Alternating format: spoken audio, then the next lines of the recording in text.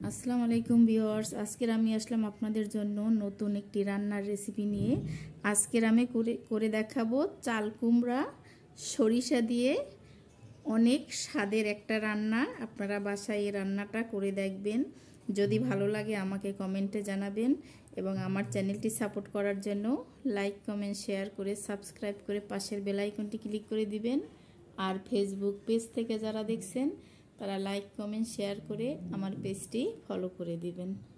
এখানে চুলায় আমি একটা প্যান বসিয়ে দিয়ে চুলাটা ধরিয়ে আমি কিছুটা সয়াবিন তেল দিয়ে দিলাম।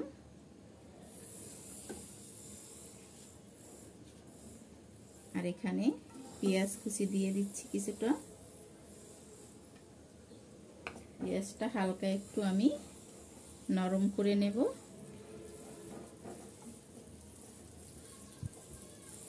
একটু নরম হয়ে গেলে আমি এখানে 3টা কাঁচামরিচ কেটে দিলাম। ঝালটা আপনাদের পছন্দ মতো দিয়ে দেবেন, যে যতটুকু পছন্দ করেন। এখানে আমি 2 চামচ নারিকেল বাটা আর 1.5 চামচ সরিষা বাটা নিয়ে নিয়েছি।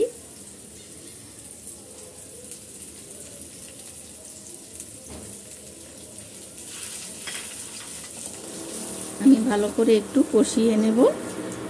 এখানে আমি 1 চামচের মতো হলুদের গুঁড়ো দিয়ে দিলাম, লবণ দিয়ে দিলাম, সামান্য একটু পানি দিয়ে আমি সুন্দর মতো মশলাটা কষিয়ে নিচ্ছি যাতে কাঁচা গন্ধটা চলে যায়।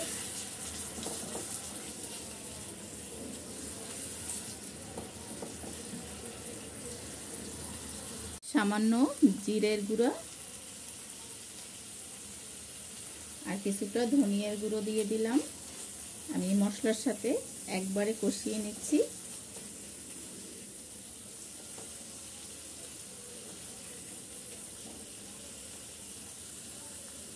আর এখানে আমি কিছুটা কুচো চিংড়ি দিয়ে দিয়েছি, এটা অপশনাল, না চাইলে না দিতে পারেন।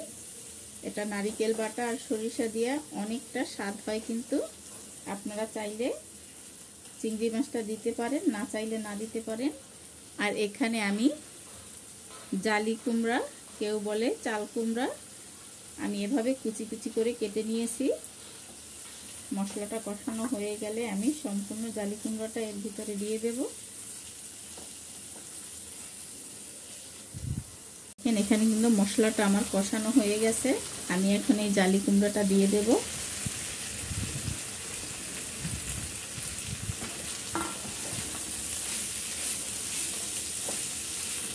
এই জালি কুমড়াটা এইভাবে আপনারা রান্না করে খেয়ে দেখবেন, অনেকটা কিন্তু স্বাদ হয়। আবার এভাবে রান্না করে আপনারা নান, পরোটা, রুটি এর সাথেও কিন্তু খেতে পারবেন। আর ভাত দিয়ে তো অসাধারণ লাগে। আপনারা এভাবে রান্না করে খেয়ে দেখবেন, ভালো হলে আমাকে কমেন্টে জানাবেন যে কেমন হয়েছে এটা। আমি একটু ঢেকে দিচ্ছি আর মাঝে মাঝে আমি ঢাকনাটা উঠিয়ে একটু নেড়ে চেড়ে দেবো। যে দেখেন এখানে কিন্তু জালি কুমড়ো থেকে অনেকটা পানি বের হয়েছে। আমি কোনো পানি দেব না, এই পানিতেই সম্পূর্ণ জালি কুমড়োটা সেদ্ধ হয়ে যাবে। কিন্তু মাঝে মাঝে একটু নেড়ে চেড়ে আমি সম্পূর্ণ জালি কুমড়োটা সেদ্ধ করে নিচ্ছি।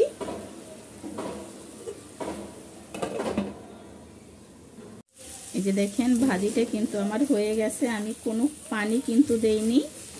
এই চাল কুমড়া থেকে যে পানি বের হয়েছে ওই পানিতেই সম্পূর্ণ ভাজিটা সেদ্ধ হয়ে গেছে। আর এখন আর কিন্তু কোনো পানি নেই, সম্পূর্ণ পানিটা শুকিয়ে গেছে। আমি চুলা অফ করে চুলা থেকে নামিয়ে নেব।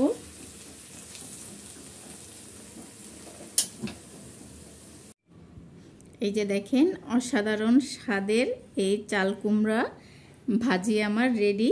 আপনারা এইভাবে বাসায় চাল কুমড়া ভেজে খেয়ে দেখবেন। যদি ভালো লাগে তো আমাকে কমেন্টে জানাবেন। এটা খেতে অতুলনীয় লাগে, আপনারা বাসায় অবশ্যই ট্রাই করবেন।